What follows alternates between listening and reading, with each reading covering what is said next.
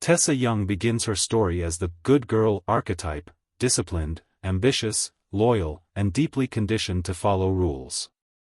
She enters college believing she has her life mapped out: stable boyfriend, academic excellence, predictable future. On the surface, she seems emotionally stable. But beneath that perfection is rigidity, suppressed desire, and a desperate need for validation she doesn't even recognize. Her life shifts the moment she meets Hardin Scott, the ultimate emotional chaos disguised as passion. What looks like chemistry is actually trauma magnetism. Their relationship isn't just toxic because of Hardin, it's volatile because of what Tessa brings into it: her fear of abandonment, savior complex, emotional impulsivity, and unconscious attraction to intensity over peace. Tessa isn't just a victim of red flag men. She is a red flag to herself. She ignores her intuition. She romanticizes disrespect. She believes suffering equals depth. And most importantly, she equates emotional chaos with love. Her patterns show us something deeper: she attracts red flag men because she hasn't healed her internal contradictions. She wants stability but is drawn to rebellion. She wants safety but chooses unpredictability. She wants respect but tolerates emotional damage. Tessa's tragedy is not that she falls in love with the wrong man, it's that she keeps abandoning herself in the process. And that's what makes her a red flag to her own future. 1. She confuses intensity with love. Tessa doesn't fall in love slowly, she falls in love explosively. From the moment she meets Hardin Scott, what she feels isn't calm curiosity, it's overwhelming stimulation. Her heart races, her thoughts spiral, her emotions spike. Instead of questioning why this connection feels so chaotic, she interprets it as destiny. She believes love is supposed to feel uncontrollable. She associates emotional volatility with depth. When Hardin pulls away, she feels panic, and when he comes back, she feels relief so intense it feels romantic. That relief strengthens her attachment. The cycle of hurt and reconciliation wires her brain to crave the highs after the lows. She mistakes anxiety for passion. She thinks if someone can make her cry that hard, they must matter deeply. Stability feels dull in comparison. Predictability feels lifeless. A healthy partner would not create constant adrenaline, but she has normalized emotional turbulence. Because she grew up in a rigid, controlled environment, chaos feels freeing. She calls it transformation. She calls it growth. But what she is really experiencing is emotional overstimulation. Intensity becomes her proof of love. She doesn't realize that healthy love feels safe, not suffocating. She equates emotional exhaustion with commitment. She believes fighting means caring. She believes dramatic confessions mean sincerity. When things are calm, she subconsciously provokes emotional reactions just to feel connected again. Her nervous system becomes addicted to unpredictability. The roller coaster becomes her normal. She feels most bonded to Hardin after pain. She does not see that trauma bonding is not romance. The louder the love, the more real it feels to her. And that belief keeps her choosing chaos over peace. 2. She has a savior complex. Tessa doesn't just love Hardin, she wants to heal him. The moment she learns about his childhood wounds and emotional trauma, she shifts into caretaker mode. She believes she sees the good in him that others cannot. That belief makes her feel special. It makes her feel chosen. She convinces herself that her love can transform him. When he lashes out, she blames his past. When he hurts her, she frames it as pain speaking. She starts separating the real Hardin from his actions. She falls in love with his potential more than his reality. Being the one he softens for feeds her ego. She feels powerful when he opens up. She feels needed when he depends on her emotionally. That dependency creates attachment. She starts measuring her worth by how much progress he makes. If he improves slightly, she feels victorious. If he regresses, she feels responsible. She internalizes his behavior. Instead of asking why he keeps hurting her, she asks what she can do better. She tolerates disrespect because she sees herself as part of his healing journey. She romanticizes emotional labor. She thinks unconditional love means endless patience. She ignores the fact that healing is a personal responsibility. The more broken he appears, the more determined she becomes. She confuses being needed with being loved. She does not realize that emotionally unavailable men are often drawn to partners who want to fix them. Her nurturing becomes self-sacrifice. Her empathy becomes self-neglect. She slowly loses sight of her own emotional needs. She stays longer than she should because leaving would feel like abandoning him. In trying to save him, she drowns herself. And that savior complex keeps her locked in a cycle of emotional exhaustion. 3. She ignores clear red flags. From the very beginning, Hardin shows patterns of secrecy, anger, and manipulation. He lies. He withholds information. He reacts aggressively when confronted. These are not subtle warning signs. They are loud. But Tessa filters them through hope. She believes people deserve second chances. Then third chances. Then endless chances. When he apologizes, she focuses on his vulnerability rather than the damage done. She prioritizes words over patterns. Every time her intuition whispers that something is wrong, she silences it. She tells herself relationships are complicated. She tells herself love requires forgiveness.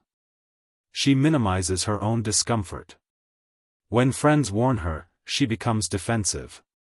She isolates herself emotionally from outside perspectives. She frames criticism of him as misunderstanding.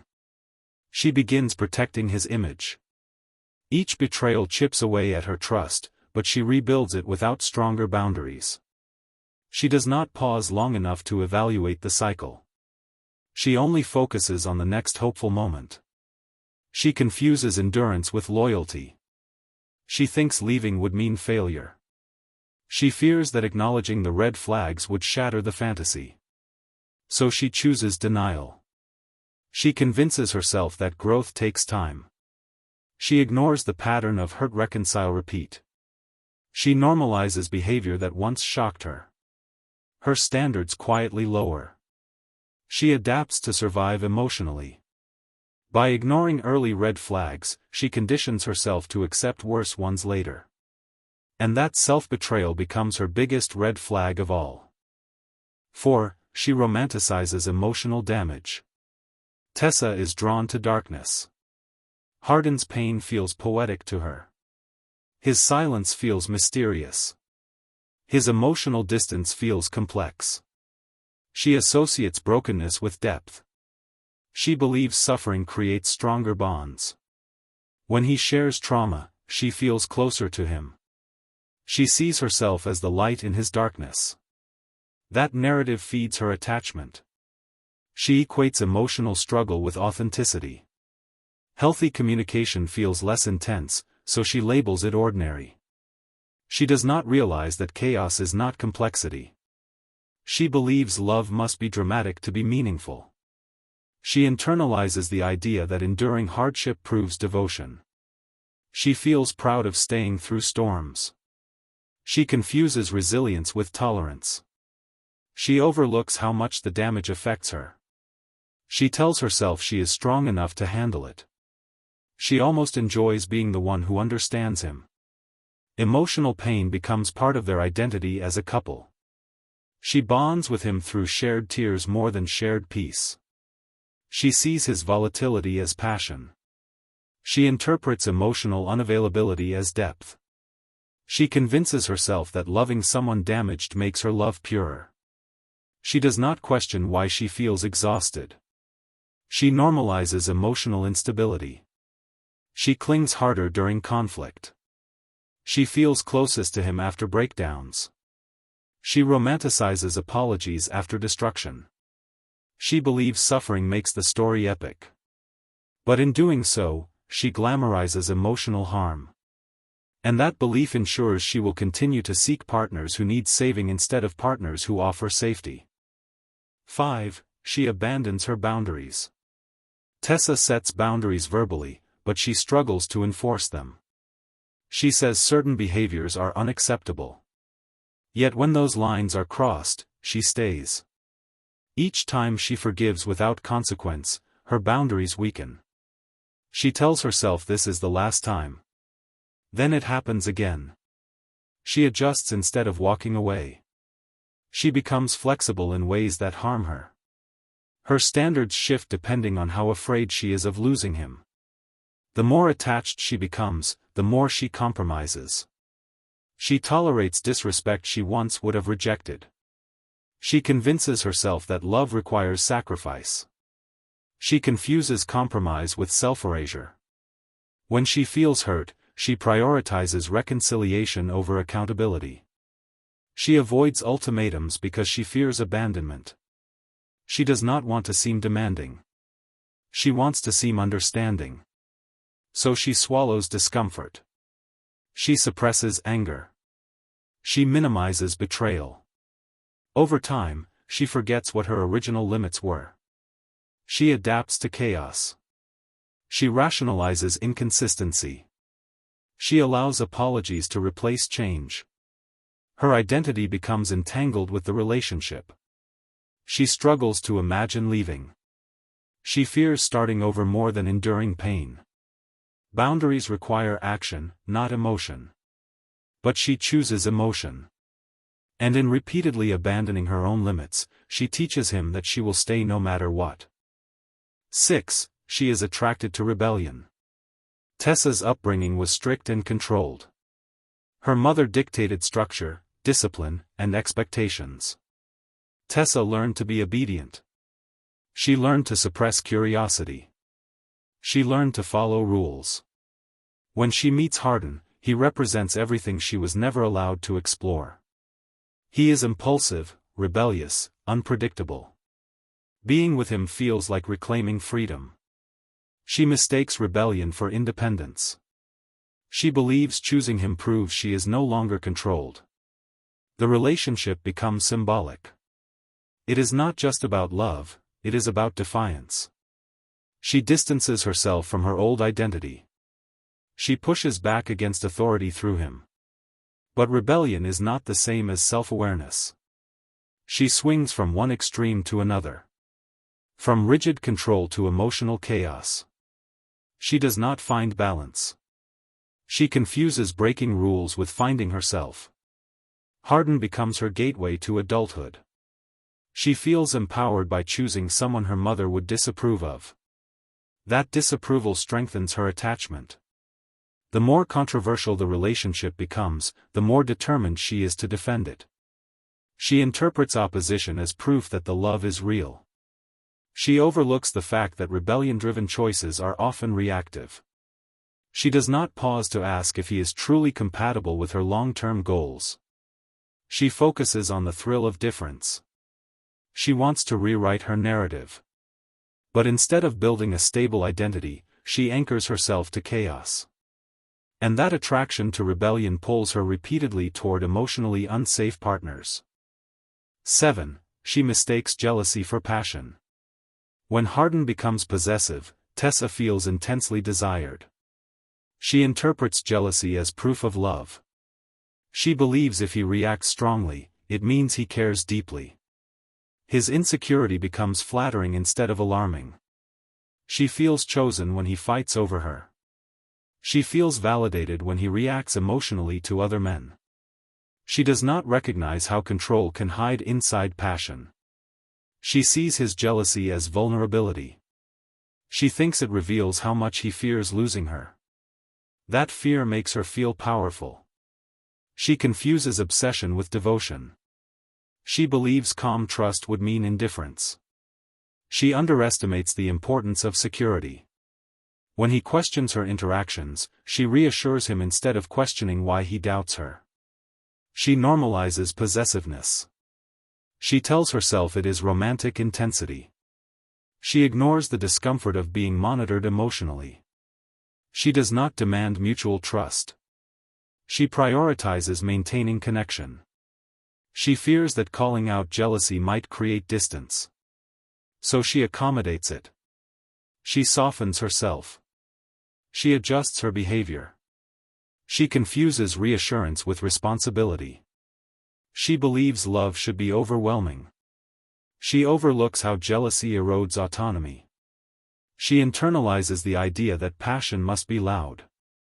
She does not yet understand that healthy love feels steady. And by mistaking jealousy for devotion, she reinforces toxic dynamics. 8. She prioritizes love over self-respect. Tessa often chooses reconciliation over dignity. When she is humiliated, she forgives quickly. When she is betrayed, she rationalizes it. She fears losing the relationship more than losing herself. Each time she accepts behavior that wounds her pride, her self-worth weakens. She believes enduring pain proves strength. She tells herself love is bigger than ego. But self-respect is not ego. It is self-protection. She does not always distinguish between the two. When she feels degraded, she pushes the feeling aside. She focuses on emotional closeness instead. She accepts apologies that do not include true change. She wants connection restored immediately. She struggles with sitting in anger. She avoids confrontation that might risk separation. She prioritizes harmony over accountability. She thinks walking away would mean giving up. She believes loyalty requires tolerance. She measures her devotion by how much she can withstand. She sees leaving as weakness. She ignores how staying in disrespect damages her identity. She internalizes blame. She questions whether she overreacted. She doubts her own standards. She fears regret more than resentment. So she stays. And every time she chooses love over dignity, she reinforces the idea that her emotional safety is negotiable. 9. She develops emotional dependency. Over time, Tessa's emotional state becomes tied to Hardin's behavior. When he is affectionate, she feels secure. When he withdraws, she spirals. Her mood shifts with his tone. She checks her phone constantly. She analyzes his silence. She overthinks minor changes. Her peace becomes conditional. She waits for reassurance to stabilize. She feels unsettled without his validation.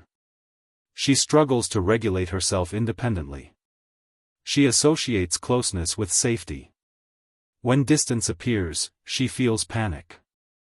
She confuses attachment anxiety with love. She prioritizes fixing disconnection immediately. She fears abandonment deeply. She becomes hyper-aware of his emotional cues. Her world narrows around the relationship. She invests less energy in other supports. She depends on him to feel grounded. That dependency gives him emotional power. She becomes vulnerable to inconsistency. She feels incomplete without resolution. She believes their bond is irreplaceable. She fears starting over emotionally. She clings tighter during instability. She measures her worth by how he responds. She does not yet see that healthy love allows independence. Her dependency intensifies the cycle. And that emotional reliance keeps her tethered to chaos. 10. She believes she won't find this connection again. Tessa convinces herself that what she shares with Hardin is rare. She believes their chemistry is once in a lifetime. That belief traps her. She fears that leaving would mean losing something irreplaceable. She magnifies the highs and minimizes the lows. She replays their passionate moments. She tells herself no one else would understand her the same way. Scarcity mindset strengthens attachment. She confuses uniqueness with compatibility. She believes suffering together makes them destined. She overlooks how many relationships feel intense in youth. She internalizes the idea that this love is extraordinary. She fears regret. She fears wondering, what if? She tolerates instability to avoid that uncertainty. She underestimates her ability to connect again. She doubts that healthier love could feel as powerful. She romanticizes their history. She believes time invested equals value.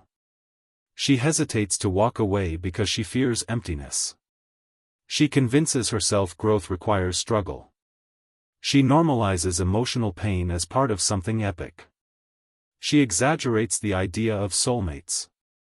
She binds her identity to the relationship story. She fears being ordinary. She fears starting fresh. She tells herself this chaos is rare magic.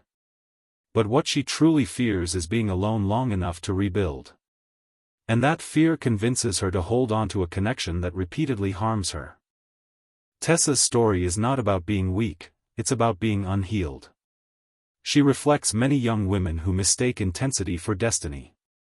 Her red flags are subtle because they look like devotion.